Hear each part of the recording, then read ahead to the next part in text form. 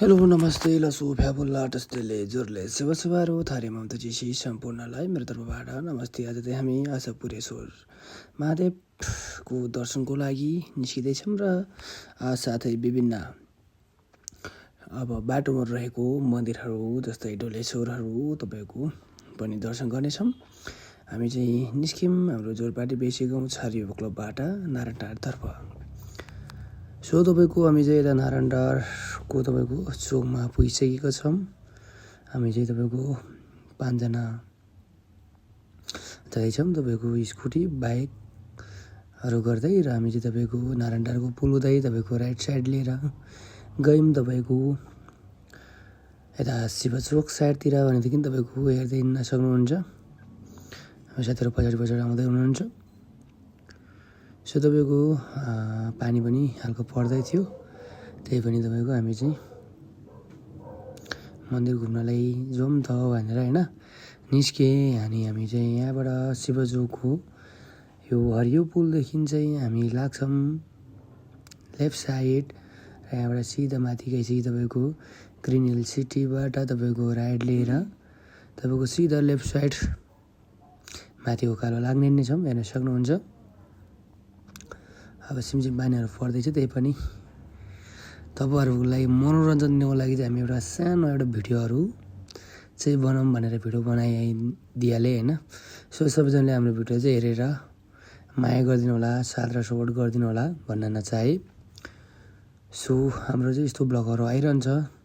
So सबैजनाले माया गरिदिनुहोस्, हामीलाई सब्सक्राइब पनि गरिदिनु होला, किनभने अब त्यति राम्रो त बनाउन चाहिँ आउँदैन, त्यही पनि तपाईँहरूलाई चाहिँ होइन अब एउटा खुसी दिनको लागि कन्टेन्ट दिनको लागि एउटा चाहिँ अब भिडियोहरू बनाइदिउँ त होइन। तपाईँहरू अब नपुगे पनि तपाईँको भिडियोबाट चाहिँ मन्दिरहरू दर्शन गर्न सक्नुहुन्छ। तपाईँहरूले होइन आफ्नो आफ्नो मनोकामनाहरू चाहिँ पुरा गर्न सक्नुहुन्छ। टाइम भएको बेलामा कुनै बेला तपाईँहरूको फुर्सदको समय मिलेर तपाईँहरू पनि जान सक्नुहुन्छ। सो देवी देवताको दर्शनको लागि र आफ्नो कुनै पनि मनमा रहेका कुनै पनि होइन अब इच्छा कामनाहरू होइन अब आशाहरू लिएर तपाईँले आशापुरेश्वर महादेवमा जानुभयो भने आशा पुऱ्याउने चाहिँ तपाईँको एउटा अब सुनेको पहिल्यैदेखि नै सुनेको छौँ र सो त्यही भएर हामी पनि गयौँ। सो हामी चाहिँ तपाईँको भक्तपुरतर्फ लाग्यौँ। तपाईँको त्यहाँबाट चाहिँ तपाईँको बढ्यो हुँदै तपाईँको भक्तपुरतर्फ चाहिँ सल्लाहगारीतिर लाग्यौँ। तपाईँको अब पानी परेको हुनाले अब बाइक खासै अब तपाईँको अब कुदाउने कुरा भएन, बिस्तारीको अब कुदाउँदै हिँड्नु पऱ्यो, किनभने अब पानी परेको मौसममा गाह्रो हुन्छ होइन चलाउन पनि। सो अगाडि पछाडि भ्यूहरू निकाल्दै साथीहरूलाई पनि यसो देखाउँदै हिँडेँ। सो तपाईँको हामी चाहिँ सल्लाहगारी तपाईँको नजिकै तपाईँको पुग्यौँ र सल्लाहगारी हुँदै तपाईँको जगते पुगेर चाहिँ जगतेबाट लाग्यौँ हामी राइट साइड। र तपाईँको जगतेबाट राइट साइड लागिसकेपछि तपाईँको इटाभट्टेहरू हेर्दै तपाईँको भक्तपुरको गाउँठाउँहरू हेर्दै तपाईँको हामी चाहिँ बढ्यौँ अगाडि। पानी परेको बेलामा तपाईँको अगाडि गाडी हिँड्छ बिस्तारै हिँड्नु चाहिँ, किनभने तपाईँको सबै फोहोरहरू तपाईँको हिलाएर तपाईँको छ्यापिदिन्छ होइन। त्यहीमाथि तपाईँको अब यो पुरानो गाडीहरूले तपाईँको यति धुवा छोड्छ नि के गर्नु। अब यस्तो धुवाहरू छोडेर हिँड्छ अनि पुरा वातावरण नै दूषित बनाइदिन्छ कि के भन्ने, यस्तै छ बुझ्दैन नेपालका मान्छेहरू होइन। नेपालका अब मान्छेहरूले अब नबुझेपछि तनाव छ नि। यसो अनि फुलको बगैँचातिर यसो बिउहरू निकाल्दै डाँडाकाँडाको बिउ निकाल्दै हामी चाहिँ पुग्यौँ तपाईँको यहाँ चाहिँ तपाईँको बाटोमै छ तपाईँको डोलेश्वरको मन्दिर चाहिँ। सो अगाडि तपाईँको डोलेश्वर जानुभन्दा अगाडि पनि हामी चाहिँ जाउँ शिवपुरेश्वर गएर चाहिँ डोलेश्वर छिरौँ भन्ने हिसाबले चाहिँ हामी तपाईँको सिधै माथि चाहिँ लाग्यौँ, किन उता चाहिँ बाटो अलिकति खराब छ, त्यही भएर अब बाटो खराब भएको कारणले गर्दाखेरि अगाडि उतै आशापुरेश्वरै जाउँ त भनेर गयौँ।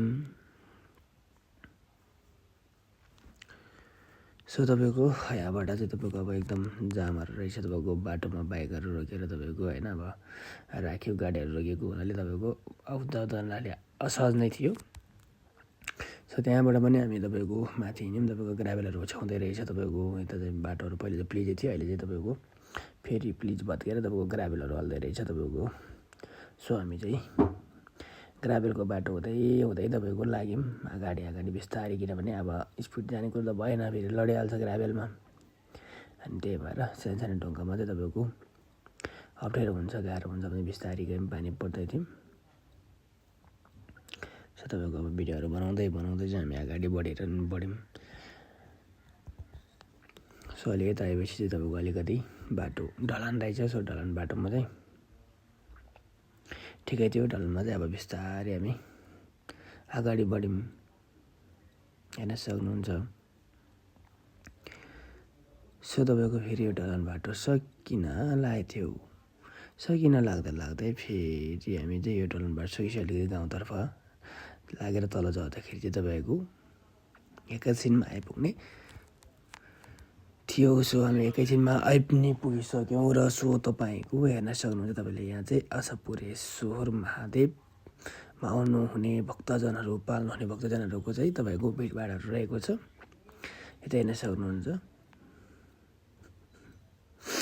र तपाईँको यता चाहिँ तपाईँको एकदम रमाइलो गरेर तपाईँको यहाँ चाहिँ होइन, अब तपाईँको आमाहरू चाहिँ तपाईँको नाचेर एकदम रमाइलो गर्दै हुनुहुँदो रहेछ। सो हामी पनि यसो हेरिदिउँ त भनेर यसो हेरिदिएँ।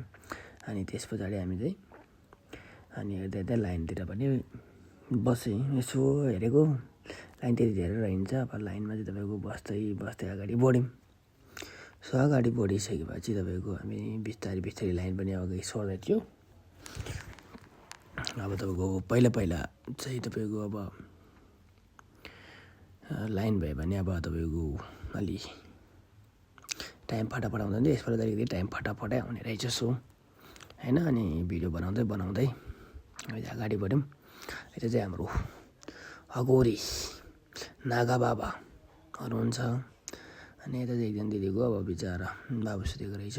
मन्दिर आउँदाखेरि अब एक्लै सामानहरू बनाउँदै हुनुहुन्छ। अनि म चाहिँ यसो भिडियो बनाउँदै थियो, देखि नै हालेँ अनि त्यो पनि क्याप्चर गरिहालेँ होइन।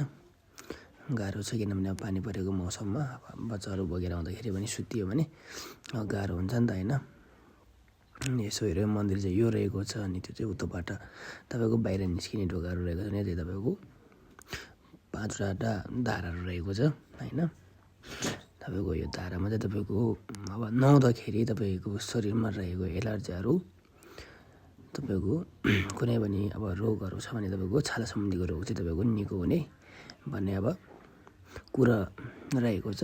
सो तपाईँहरू आएर नुहाउन सक्नुहुन्छ, एकदम चिसो छ र मन्दिर चाहिँ हेरेको छ भने हामी पनि यसो जल चाहिँ तपाईँको छर्किदिउँ त भनेर अब जल चाहिँ छर्किनतर्फ लाग्यौँ। अलिकति पानी परेर अलिकति बिजोग थियो। हामी चाहिँ त्यही माथि तपाईँको अब गर्मी पनि भयो होइन। अनि त्यही भएर लुगाको पुरा लुगा खोलेर चाहिँ टक्क लाएर जल थाप्दै हिँड्यौँ। लाइनमा हुनुहुन्थ्यो अर्को दिदीबहिनीहरू पनि। अब लाइनमा हिँड्दै हामी चाहिँ तपाईँको अब यो माला जप गर्दै चाहिँ अगाडि बढ्यौँ। सो हेर्न सक्नुहुन्छ त्यहाँ चाहिँ दुई तर्फबाट चाहिँ तपाईँको अब नदीहरू चाहिँ तपाईँको बग्ने रहेछ। सो मन्दिर दर्शन गर्न चाहिँ धेरै टाइम लागेन, किनभने त्यो फटाफट गर्ने तपाईँको पहिला चाहिँ आफै गर्न मिल्थ्यो भने अहिले चाहिँ नमिल्दो रहेछ। त्यो सकेपछि हामी चाहिँ तपाईँको फर्केर टक्क लाएर हेर्दाखेरि तपाईँको काठमाडौँको भ्यूहरू निकाल्दै बढ्यौँ सर अगाडि। तपाईँको यो जुन अघि आएकै अफरोड बाटोहरू हो, तपाईँको कुनै ठाउँमा चाहिँ तपाईँको अब ढलान छ, नभए तपाईँको अफरोड छ नि त। तपाईँको बिस्तारै हिँड्नु पऱ्यो, ओह्रालो चाहिँ त्यही माथि। सो बिस्तारै हामी चाहिँ तलतिर लाग्यौँ, झऱ्यौँ भनौँ न अब। अनि यसो हेरेँ अनि यहाँबाट तल झर्दै भिडियो बनाउँदै गर्दै अगाडि बढेँ। अनि यहाँबाट भाइ चाहिँ अलिकति स्कुटीमा धेरै अलिकति कुदेको भएर भाइलाई फेरि नकुदाऊ भन्दै कराउँदै हामी जाने भाइको पछि लाग्यौँ। किनभने स्कुटीमा भन्ने बित्तिकै ढक्क लगाएर ब्रेक लाग्दैन अरू बाइकहरू जस्तो। अनि त्यही भएर चाहिँ गाह्रो छ भनेर नि सम्झाउँदै बुझाउँदै अगाडि बढ्दै आयौँ। सो हामी चाहिँ अगाडि बढ्दै आइपुग्यौँ डोलेश्वर। अब हेर्न सक्नुहुन्छ अब डोलेश्वर नजिक आइपुगेर टक्क लगाएर यहाँ हेर्दाखेरि तपाईँको पुरा यहाँ चाहिँ अब बाइक गाडी कारहरूले गर्दाखेरि पुरा तपाईँको एकदम जाम थियो कि। अनि बिस्तारै हामी चाहिँ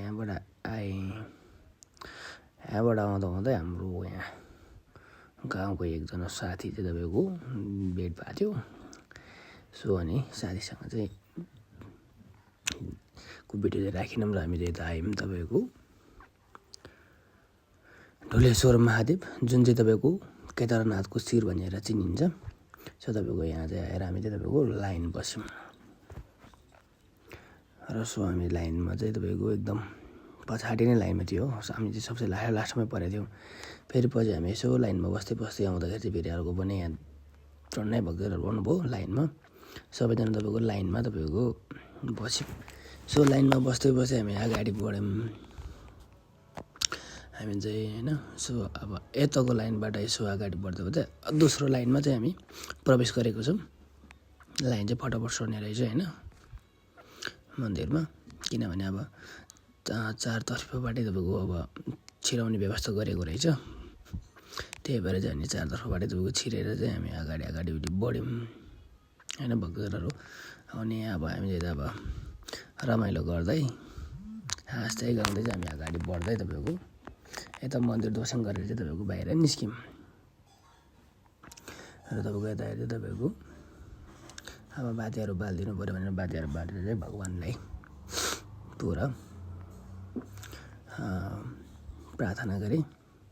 प्रार्थना गरेर तपाईँको आरती भनौँ न, आरतीहरू दिएर बुढा आफू पनि लिएर अब हेर्नु बातीले चाहिँ राख्थ्यौँ। अनि यसो राखिसकेपछि चाहिँ सो हामी यसो वरिपरि लियौँ त भक्तजनको भनेर त्यहाँ लियौँ र हामी चाहिँ तर शिवलिङ्गतर्फ लाग्यौँ र शिवलिङ्गको दर्शन गर्नतर्फ लागेँ र शिवलिङ्गको दर्शन गरेर पनि सकिएँ।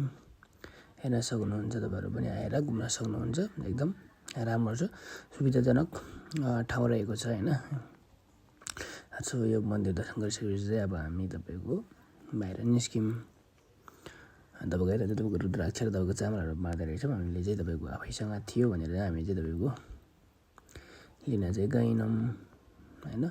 सो तपाईँहरू पनि अब चाहिँ चाहिन्छ भने तपाईँहरूले त्यहाँबाट लिन सक्नुहुन्छ। त्यहाँ चाहिँ एकजना अगौरी बाबाले चाहिँ बाँड्नु हुँदो रहेछ। सो तपाईँहरूले पनि होइन बाँडेर लिन सक्नुहुन्छ। तपाईँहरूले लगेर चाहिँ आफूले लाउन नै सक्नुहुन्छ होइन, धारणा गर्न सक्नुहुन्छ।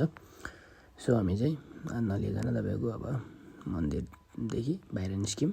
सो सबैजनाले हेरिदिनु होला। Thank you.